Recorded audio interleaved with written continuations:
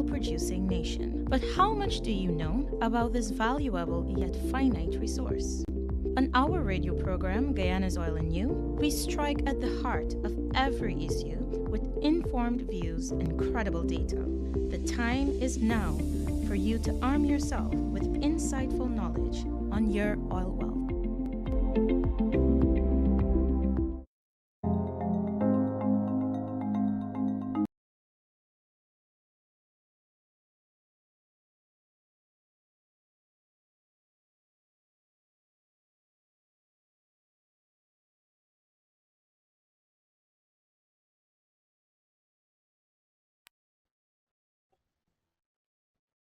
Good evening, ladies and gentlemen. Welcome to this week's episode of Guyana's Oil and You. I'm your hostess, Senior Journalist of Kaieteur News, Kiana Wilburg, and tonight we have with us Director of Energy Practice at America's Market Intelligence, Mr. Archer Deacon. Mr. Deacon, you're no stranger to the program, so welcome and thanks for making the time to be with us this evening. Of course. Thank you, as always, for having me. Very happy to be here. Great. So we have quite a few interesting issues to go through this evening. And without further ado, I'd like to jump right in and examine the pace of development for Guyana. It's been described as industry leading. And I want to hear from you, what are the pros and cons of having such an impressive speed of development as we still pursue local content goals targets? Could we be hurting ourselves, or is it the right pace? Yeah, I think finding the right pace is something that's very difficult. What is the right pace? I think it's hard to determine.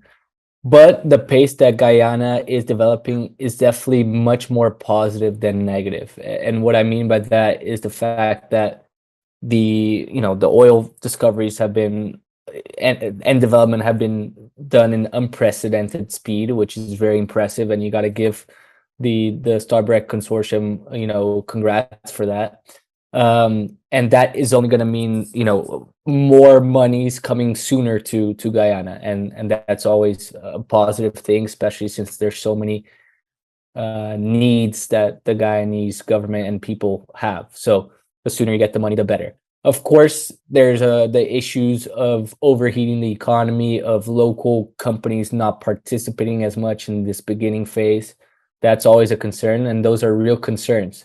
So what it really comes down to is being able to spend this money in a very structural and very smart way, which I think it's still unclear about how that money is going to be spent. So that's something that is a big question mark that needs to be resolved.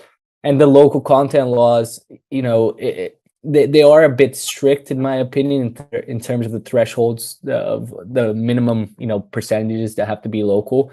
So that may limit some participation in if it was more lenient. So I think that there's been a lot of talk about bundling of contracts, and that is a concern because local companies do tend to get the short end of the stick there. But bundling of the contracts is not something that's uncommon. You just got to be aware that if it's done for the wrong purposes, which is ensuring that local companies do not participate. So I think it's just a lot of accountability over that, a lot of transparency. That's the way forward for ensuring that this pace continues in a healthy manner. So Arthur, I'd just like to ask a follow-up on a comment you made earlier, and that's regarding the targets. Are you saying that the entire the list of Forte areas for Guyanese participation, are the targets in those areas too stringent, or are there specific areas you refer to? Yeah, so it's more some of the highly technical areas. One of them is seismic, geology that has to be done, and that I can't remember the exact number, but it's in the high 70s percentages, and it's just not aligned with the reality of the local resources at this moment. Doesn't mean that in the future there won't be capacity to fulfill that, but at this moment it's still too high.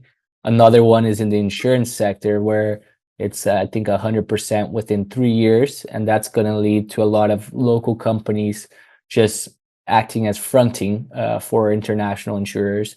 Essentially, just put their name in the letterhead, but they can't actually insure the policies because they don't have the capacity. They don't have the reinsurance backing to legally back those policies. So that's something that is concerning when the thresholds are too high. It leads to workarounds, to loopholes to avoid, fines and non-compliance penalties. So that's just one of my concerns. Thanks, Arthur. I'd like to move to the next aspect of our discussion, which is on auctions and critical ingredients for our new model production sharing agreement.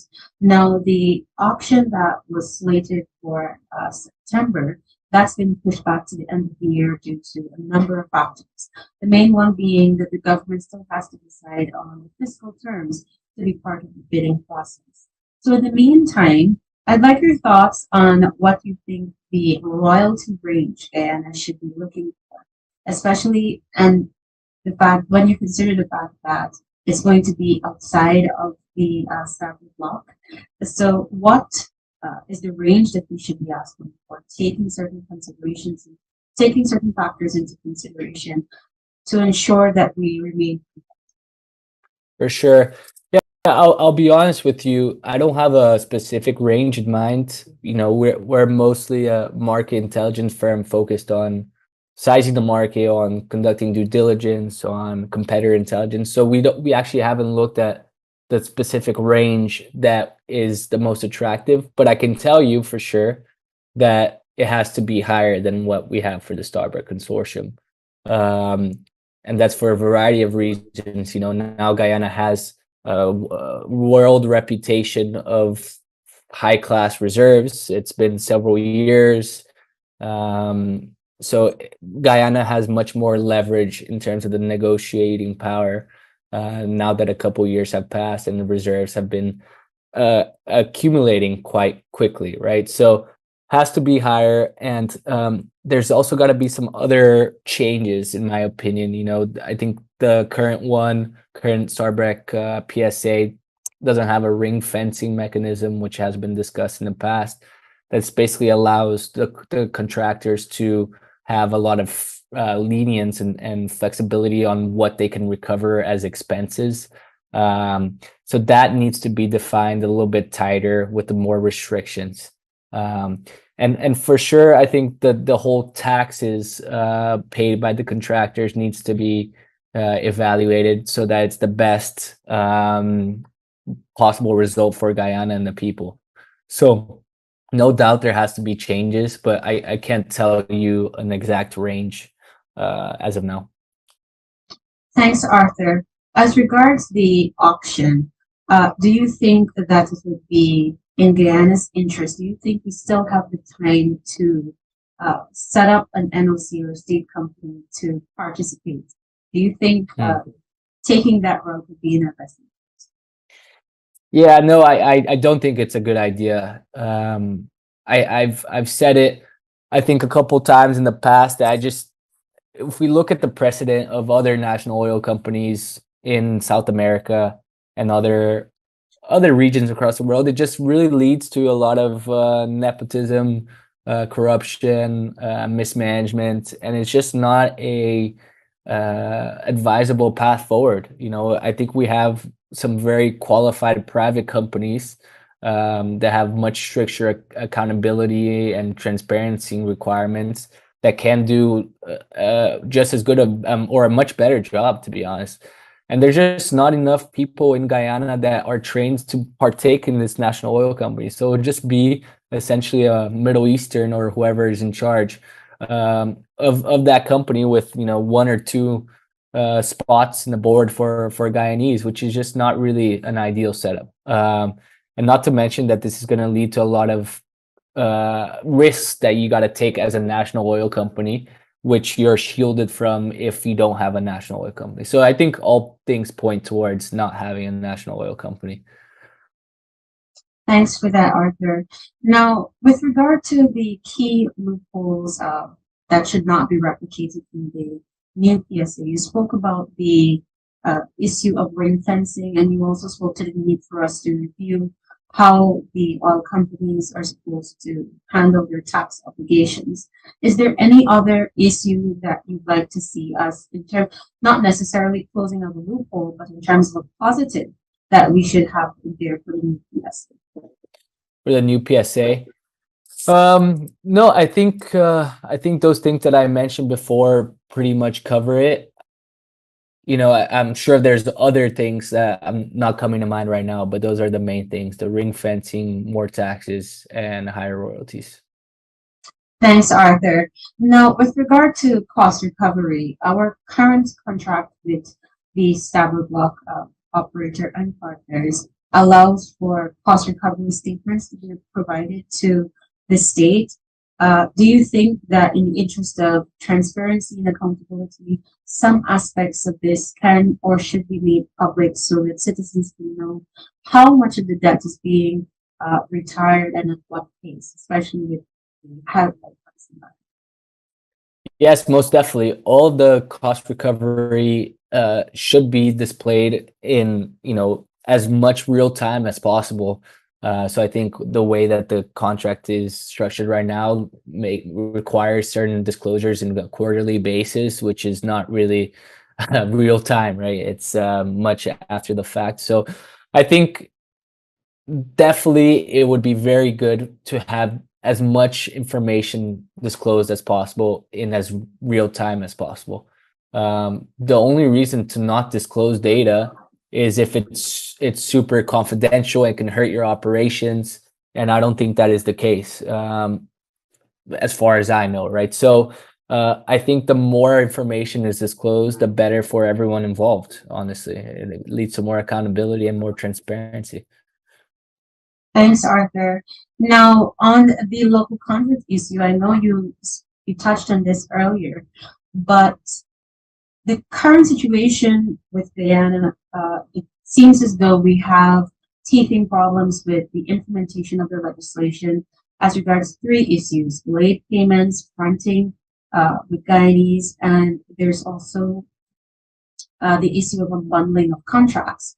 Now, specifically with fronting, some countries have taken the approach to outline clear guidelines to be followed as regards forming joint venture partnerships. Ghana, for example, has done this. Do you think we should perhaps take a page out of Ghana's book and see how we can nip this early in the bud? Yeah, so I must admit I haven't studied the Ghana case study that closely. I have done some research, but what it seems from that is that the joint venture requirements that Ghana had were a bit too stringent.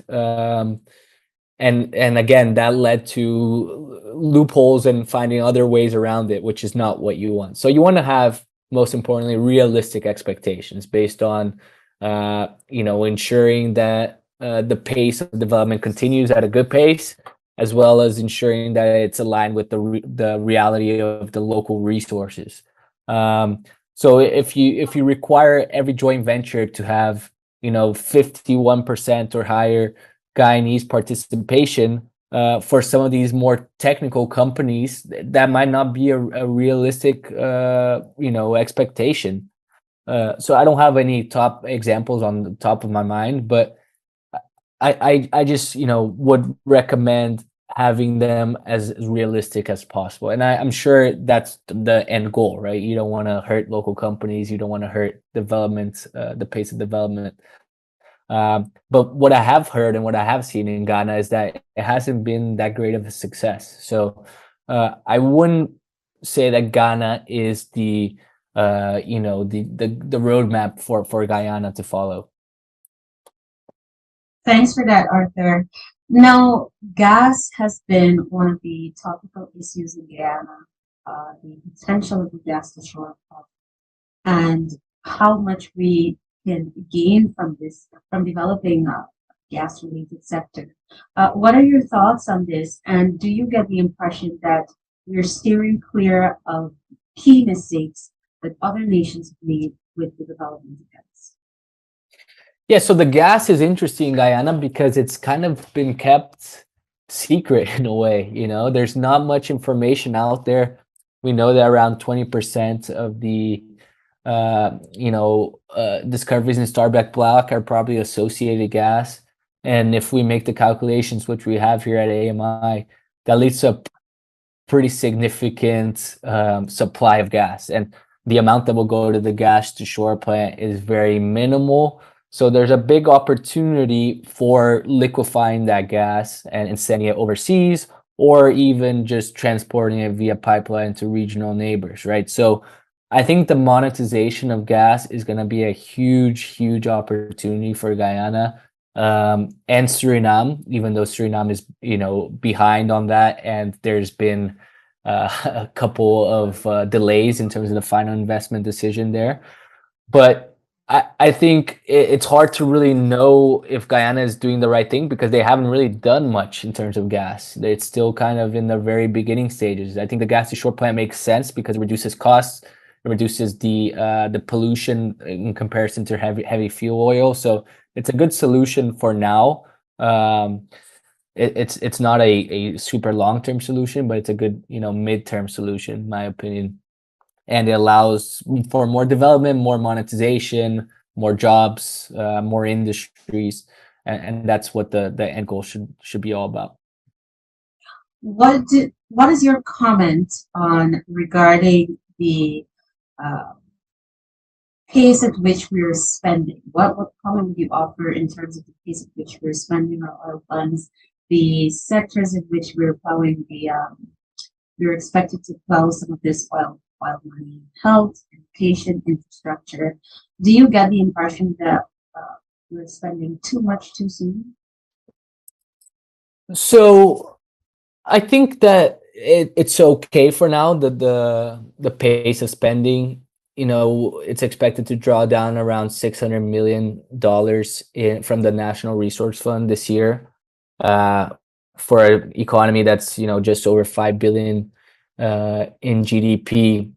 That is a big chunk, but it's not unheard of, especially because you tend to front load spending, right, to accelerate development, infrastructure, social spending, all of that stuff. That's really important. What is concerning for me is that there's been $400 million drawn down from the fund, right, from the Natural Resource Fund into the consolidated fund. And that was before there was any accountability mechanism in place. Now we know that there is the board of directors that was recently announced, the Public Accountability and Oversight Committee, the Investment Committee, that all happened this past week. But $400 million were drawn down before there was any of those in place. And all we know is that the money is going to go finance national development priorities.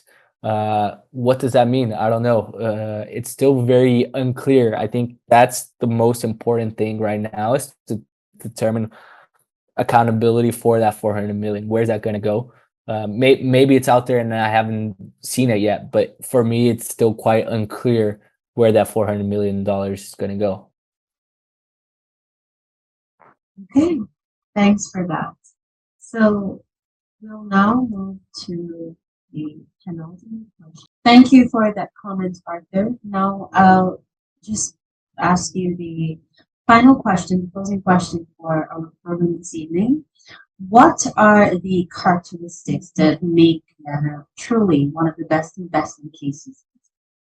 We've heard a lot from the oil companies, Exxon, Hess, etc. But what is EMI's? Yeah, I think there's a variety of factors, right? First off, I think is a low break-even cost, anywhere from $25 to $35 per barrel. It's very low, especially compared to where we're seeing the oil prices right now.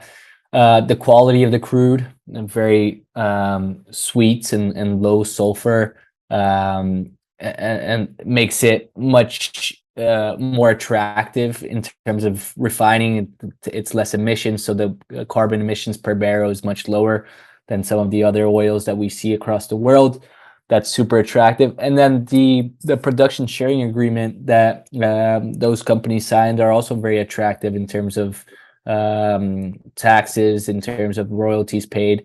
So it's kind of a trifecta of low break-even costs, attractive regulatory framework, and then low emissions. So those three things combined, as well as the success rates that we've seen in Starbuck Block, right? It's been incredible. That makes it, I think, the most exciting frontier oil opportunity in the entire world. Thanks, Arthur. Well, it's always a pleasure speaking with you, and we truly learned a lot from the perspectives that you shared here. And once again, thank you for taking the time to share your ideas with us. Of course, always a pleasure. Always a pleasure, and thank you for having me. All right. To our viewers of Facebook Live, YouTube Live, and our listeners wherever you are, thanks for joining us. As all of you, be sure to join us next week, where we continue the discussion of key topics in Guyana's oil industry.